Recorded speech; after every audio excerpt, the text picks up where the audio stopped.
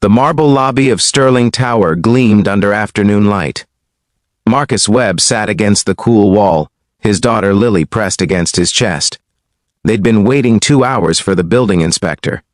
His contracting business was small but honest. This job could change everything. Lily traced patterns on his tan jacket. "Papa, I'm hungry." "Soon, sweetheart," Marcus whispered, brushing her hair back. "Just a little longer." Across the lobby, Helena Sterling stepped from the executive elevator, her red dress commanding attention. CEO of Sterling Industries, every step deliberate, every moment calculated. She barely glanced at the man and child by the wall.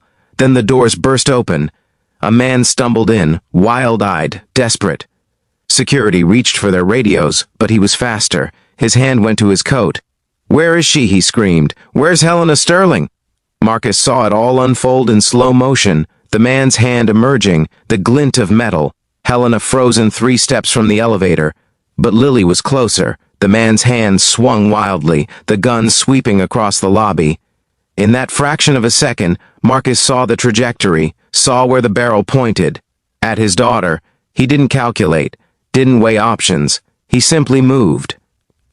Marcus lunged, wrapping Lily completely in his arms, turning his back to the threat. He curled around her like a shield, making himself as large as possible. The shot cracked through the lobby. Pain exploded through Marcus's shoulder. He held Lily tighter, felt her screaming against his chest, but kept his body between her and everything else. Security tackled the gunman. People rushed forward, but Marcus stayed curled around Lily, his blood seeping through his jacket, whispering through gritted teeth, "You're safe, kid, you're safe." Helena stood paralyzed. The bullet meant for her had found this stranger instead. Paramedics arrived. Marcus wouldn't let go of Lily until he saw her face, checked every inch of her. Only when he was certain she was unharmed did he allow himself to collapse. "Sir, we need to get you to surgery," a paramedic urged. "My daughter," Marcus gasped. "Someone needs to— I'll take her." Helena knelt beside them, her voice shaking. For the first time in 20 years, her composure cracked. "I promise you, I'll keep her safe." Marcus looked into Helena's eyes, saw something there he didn't expect, humanity. He nodded, then everything went dark. When Marcus woke 3 days later, Lily was asleep in the chair beside him, her small hand wrapped around his finger. Helena sat by the window, still wearing yesterday's clothes. "She wouldn't leave," Helena said softly. "Neither would I." Marcus tried to sit up, winced. "The gunman was after me," Helena continued. "Disgruntled investor, lost everything in a bad deal. But that bullet—" Her voice broke. "You weren't even involved. You were just waiting for a building inspection." "Doesn't matter," Marcus said simply. "My daughter was in danger." Helena stood, walked closer. "You don't understand. You threw yourself in front of a bullet meant for someone you didn't know, protected a child who wasn't even the target. Just because she was there." Marcus met her eyes. "That's what you do. You protect kids, all kids. Doesn't matter whose they are." Something shifted in Helena's face. She'd spent decades building walls, measuring worth in quarterly reports. But this man, bleeding in a hospital bed, had shown her a different measure. "The building inspection," she said. "You were bidding on the Sterling Tower renovation." Marcus shook his head.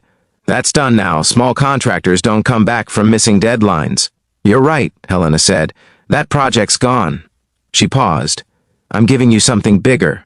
Director of Operations for all Sterling properties. Full benefits. College fund for Lily.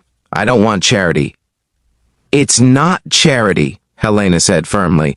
"I'm rebuilding my company around a different principle. Not just profit. Purpose. And I need someone who understands what that means. Someone who knows that protecting others isn't a transaction." Marcus looked at his sleeping daughter. "Why?" "Because you reminded me what matters," Helena said.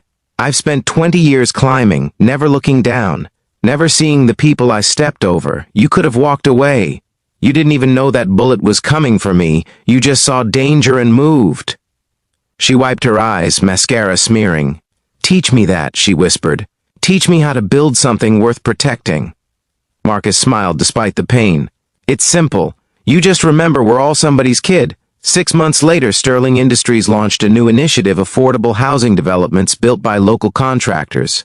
Fair wages, safe materials, communities, not just buildings. And at every groundbreaking, Marcus stood beside Helena, Lily holding both their hands. Because sometimes the bravest thing you can do is throw yourself between danger and innocence. And sometimes the strongest thing you can do is let that moment change you. The bullet scar on Marcus's shoulder remained, but it wasn't a mark of pain anymore.